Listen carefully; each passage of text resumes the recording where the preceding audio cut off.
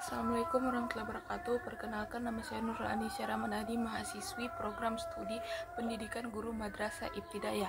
Dalam video ini saya akan mempresentasikan materi yang berjudul pengembangan sikap inklusif dan toleransi pada pembelajaran IPS SD.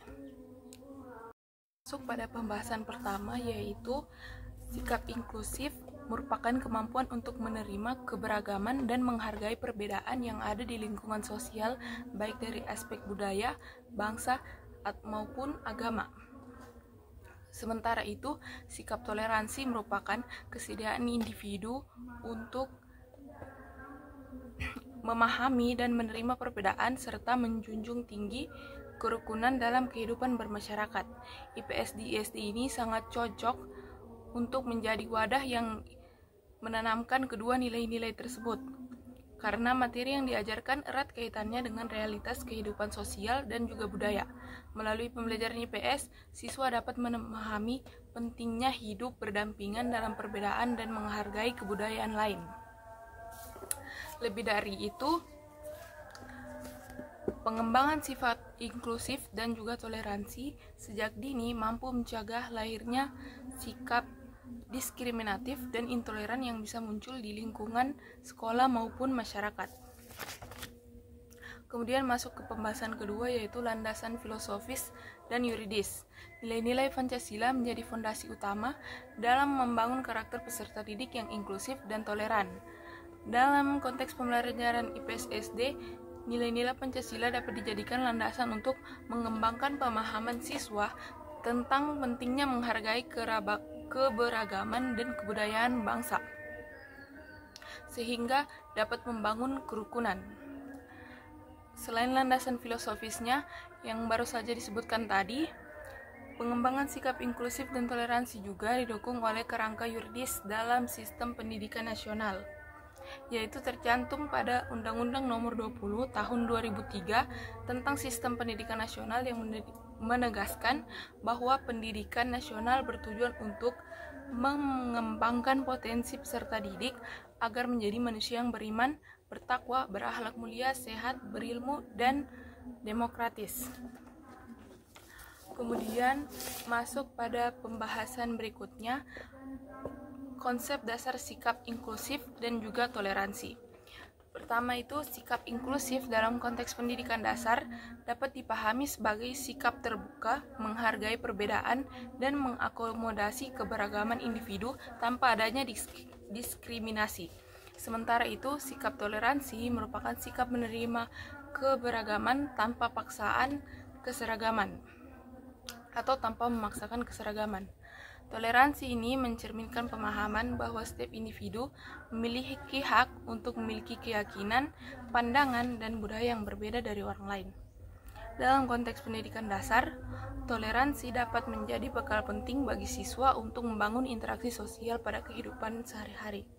Pendidikan karakter yang mengedepankan nilai inklusif dan toleran sangat penting untuk ditanamkan sejak dini, mengingat pendidikan dasar merupakan fondasi untuk membentuk karakter anak-anak bangsa atau kepribadian anak. Pembahasan yang keempat, yaitu strategi pembelajaran untuk mengembangkan sikap inklusif dan toleransi.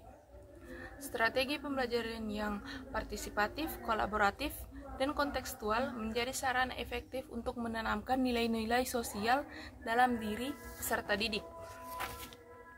Salah satu pendekatan yang relevan adalah pembelajaran berbasis masalah atau problem-based learning. Pada strategi ini dapat mendorong siswa untuk memecahkan masalah sosial yang berkaitan dengan keberagaman dan kehidupan yang bermasyarakat multikultural. Dalam prosesnya, siswa belajar untuk memahami berbagai perspektif dan mengembangkan empatinya. Untuk pembahasan yang kelima, yaitu pengintegrasian nilai-nilai inklusif dan toleransi dalam materi PSSD.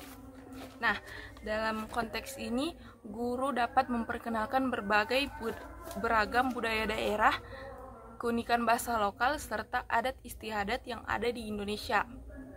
Pemahaman tentang pluralitas budaya ini dapat membentuk kesadaran bahwa setiap kelompok masyarakat memiliki kontribusi dalam membangun bangsa sehingga siswa didorong untuk bersikap inklusif terhadap perbedaan.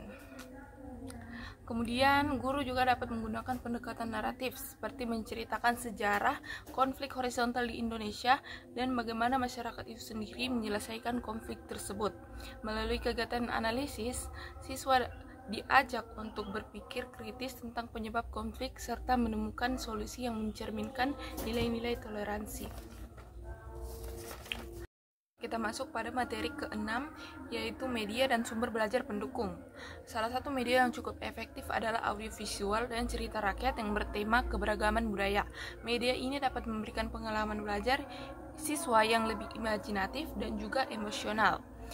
Kita masuk ke pembahasan yang berikutnya yang berjudul evaluasi sikap inklusif dan toleransi. Evaluasi dalam pembelajaran IPS yang menekankan pengembangan sikap inklusif dan toleransi memerlukan pendekatan yang autentik dan juga menyeluruh. Teknik penilaian autentik menjadi sangat penting karena memberikan gambaran nyata tentang bagaimana siswa menginternalisasi dan menampilkan sikap sosial dalam konteks kesehariannya. Observasi langsung di kelas merupakan cara yang tepat untuk digunakan di dalam kelas. Masuk ke pembahasan topik yang terakhir adalah studi kasus dan praktik baik. Nah, salah satu contoh praktik pembelajaran yang berhasil adalah program kelas budaya yang diterapkan di sebuah SD di negeri Yogyakarta. Nah, adapun hasil dari kegiatan ini menunjukkan peningkatan sikap toleran terhadap siswa, keberagaman budaya, dan meningkatnya rasa saling menghargai dalam kehidupan sehari-hari. Sekian presentasi materi pengembangan sikap inklusif dan toleransi pada pembelajaran IPS di SD dari saya ucapkan wabillahi taufiq wal hidayah. Wassalamualaikum warahmatullahi wabarakatuh.